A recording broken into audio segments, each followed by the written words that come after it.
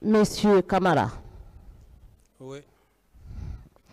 dans votre procès verbal d'interrogatoire du 13 juillet 2015, à la 3e page, vous aviez déclaré avoir été réveillé et informé par l'officier d'opération Joseph Makambo d'une manifestation le lendemain et que vous aviez appelé M. Sidia Touré pour lui demander un report de la dite manifestation. Est-ce que vous maintenez cette déclaration? Reprenez la question. Je disais, Oui. dans votre procès verbal d'interrogatoire du 13 juillet 2015, Oui. à la 3e page, Oui. vous aviez déclaré avoir été réveillé et informé par votre officier d'opération, Joseph Makambo, d'une manifestation le lendemain, et que vous aviez appelé M. Sidia pour lui demander un report de la dite manifestation. Est-ce que vous maintenez cette déclaration? Oui, je maintiens. Monsieur le Président, s'il y a manifestation, l'autorité que vous devriez appeler pour le maintien d'ordre n'était-elle pas le ministre de la Sécurité?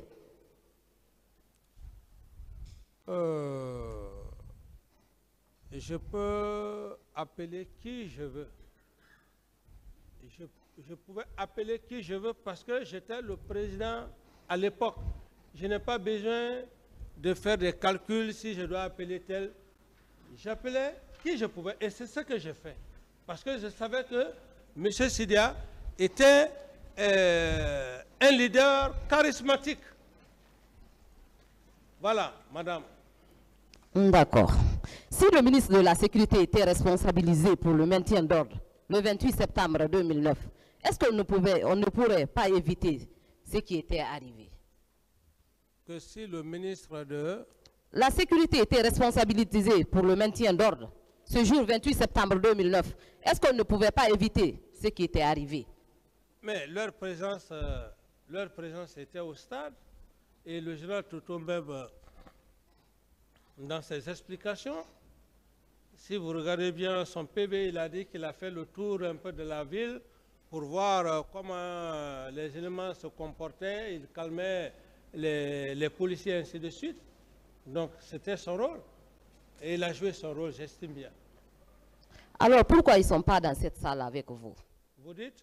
J'ai dit pourquoi ils ne sont pas dans cette salle avec vous? Lesquels? Je parle du ministre de la Sécurité et de sa suite, du directeur. Bon, paix à l'âme de feu général Toto, Oui. et ils ne sont pas... Bon, même si le feu général Toto était dans cette salle, j'allais même qualifier d'injustice. D'injustice. On ne pouvait pas inculper général Toto, m'inculper et ne pas inculper Sekouba Konaté. Sekouba Konaté n'était pas le ministre de la Sécurité. Non, non, s'il vous plaît, s'il vous plaît, s'il vous plaît. Même ce que vous êtes en train de se mettre à ribot, non? Oh oui, c'est Maître Haribo. Se mettre à ribot, non? Effectivement, Et vous vous rendrez compte que, vous allez vous rendre compte que quand les preuves vont tomber, même, vous allez vous rendre compte que ce n'est pas quelqu'un qui est... Mais je laisse ça commander par devers. Je le dis bien clairement. Je dis que c'était une forme d'injustice. Sekouba Konaté est un ministre de la Défense. Effectivement. Ministre de la Défense. Monsieur Camara, Ouais. il veut savoir pourquoi l'ex-ministre de la Sécurité et sa suite, N'était je pas. la paraphrase, pourquoi ceux-ci ne sont pas dans la salle? Bon, c'est une forme d'injustice. La sélection, ils ont sélectionné. Il y a eu une sélection. Madame, D'autres questions? D'accord, Monsieur le Président. Est-ce que dans l'histoire de l'humanité, vous aviez appris qu'un chef d'État s'était déplacé pour venir sur les lieux de manifestation en vue de sensibiliser les manifestants? ouais, ça c'est... Vous savez, l'homme reste toujours l'homme, hein, et puis c'est aussi ma nature. C'est ma nature. Personne ne peut me condamner par rapport à ça, c'est ma nature. C'est ma nature. Et je vais mourir comme ça. Voilà, madame. Ce n'est pas parce que je suis président que je ne devrais pas le faire. C'est ma nature, c'est ma nature. Voilà. D'accord. Et Monsieur- peut-être cette nature pouvait même être autrement. Je pouvais même ne pas être compris. C'est ça aussi le problème. Donc, je ne peux pas changer ça. Ni vous, ni personne ne peut me changer ma nature. Merci, Monsieur le Président. Je poursuis. Parmi les prérogatives d'un chef d'État, est-ce qu'il y a le maintien d'ordre? Le maintien d'ordre, ça revient à la gendarmerie et à la police, au ministère de la Sécurité et à l'état-major de la gendarmerie. Donc, pas au président de la République? Non, le président de la République, ce n'est pas son rôle. Donc, pourquoi vous avez voulu en ce moment vous rendre au stade? Pourquoi Pourquoi vous avez voulu vous rendre au stade en ce moment? Mais, madame, si c'est ce que je viens de vous dire. Je dis, c'est ma nature. C'est ma nature. J'ai pensé qu'à l'époque, ces populations avaient de la sympathie pour moi. Peut-être que je m'y trompais. Là aussi, c'est ça. Ce n'était pas à 100% que si je m'y rendais et que la chose allait être escomptée dans le bon sens. D'accord. Je continue. Oui. Monsieur le Président. Est-ce que votre volonté ce jour de venir sur les lieux de manifestation n'était-elle pas de réprimer les manifestants? Comment? Votre volonté ce jour de venir sur les lieux de manifestation n'était-elle pas de réprimer les manifestants? Mais madame, quand même, ayons le bon sens. Quelqu'un qui se déplace ou qui veut se déplacer, aller vers les manifestants, est-ce qu'on peut penser que cet homme a une mauvaise intention d'aller brutaliser ces manifestants? Non. Me connaissant, je me mets dans ma position, dans mon esprit. Je ne me mets pas dans votre esprit, madame. Désolé. Je me mets dans mon esprit, dans ma pensée. C'est de ça qu'il s'agit, Monsieur le Président. C'est pour ça que je dis que vous ne pouvez pas contre ça, c'est ma nature. Donc, j'y allais pensant que cette population avait de la sympathie pour moi. Et que là-bas, ce jour, j'allais avoir la chance afin de les calmer.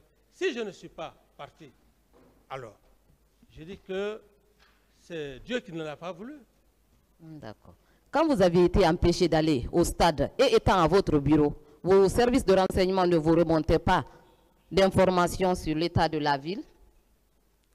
Et madame, vous savez, le problème des services de renseignement, il y a beaucoup de choses que je ne veux pas toucher. Il faut juste avoir la chance, d'avoir des hommes fidèles qui peuvent vous remonter des informations sûres.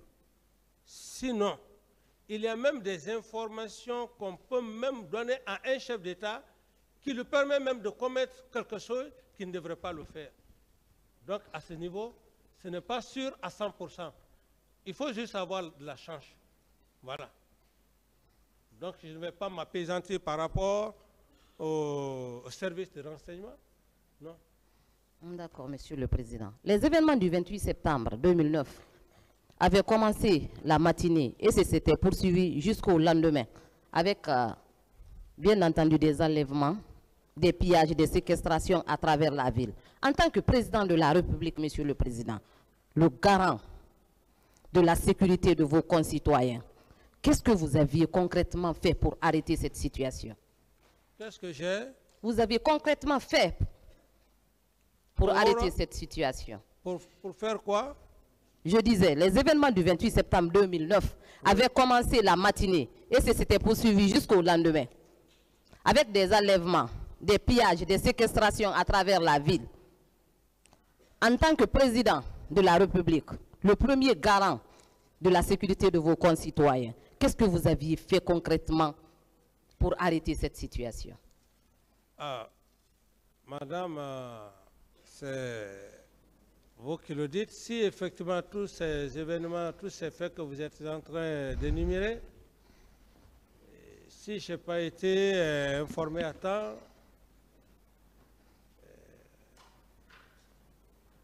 je ne pouvais pas maîtriser toute la situation au même moment. Parce que dans votre procès verbal d'interrogatoire, Ouais. à la 4e page, vous avez déclaré ce qui suit. J'étais à mon bureau en larmes, voyant tout le poids qui pesait sur ma tête. Est-ce que, en pareil cas, le président de la République, au lieu de rentrer, de s'enfermer dans son bureau, en train de pleurnicher, ne devrait pas trouver la solution? Mais madame, peut-être que vous le dites parce que cela ne vous est pas arrivé. Imaginez que vous restez là, qu'on vienne vous dire qu'il y a eu plus de morts, plus de 50 ou bon. On peut maintenant estimer à combien. Mais vous vous imaginez ce poids? Vous pensez que vous allez être à l'aise pour un homme normal? Je dis non. Il fallait envoyer des hommes, Envoyez. d'autres hommes, pour les empêcher de continuer à commettre ces infractions. Mais vous ne connaissez pas ce que c'est que l'armée, c'est pour cela que vous le dites. Il y a déjà un fait. Comment est-ce que vous pouvez envoyer une troupe? C'est insensé.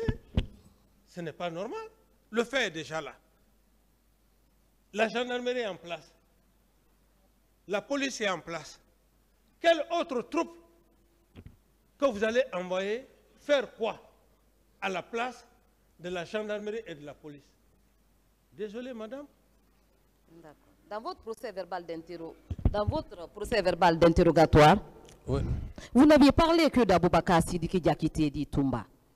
À part ce dernier, quel autre militaire était au stade et sur ordre de qui? Voilà, c'est maintenant là, c'est ça maintenant votre boulot. Je fais mon boulot depuis le début, hein, monsieur le Président. Je dis, c'est ça maintenant votre travail. Je fais mon travail. Non. Laissez-le répondre, madame. Voilà. Maître, Je s'il dis, vous plaît. c'est ça maintenant votre vrai rôle. Votre vrai rôle, c'est d'exhiber maintenant des preuves tangibles devant monsieur le président du tribunal que monsieur Camara, monsieur Dadis, tant, a ordonné à tel groupe de militaires d'aller au stade, monsieur le président. Voilà, c'est de cela qu'il s'agit, madame. Au lieu de contourner autour du pot. Elle veut savoir, à part M. Toumba, parce qu'il dit que vous n'avez cité que le nom de M. Toumba, à part lui, qui d'autre était au stade? À part lui, c'est sa question. À part lui, il y avait le colonel Tigro, d'ailleurs qui était même venu me rendre compte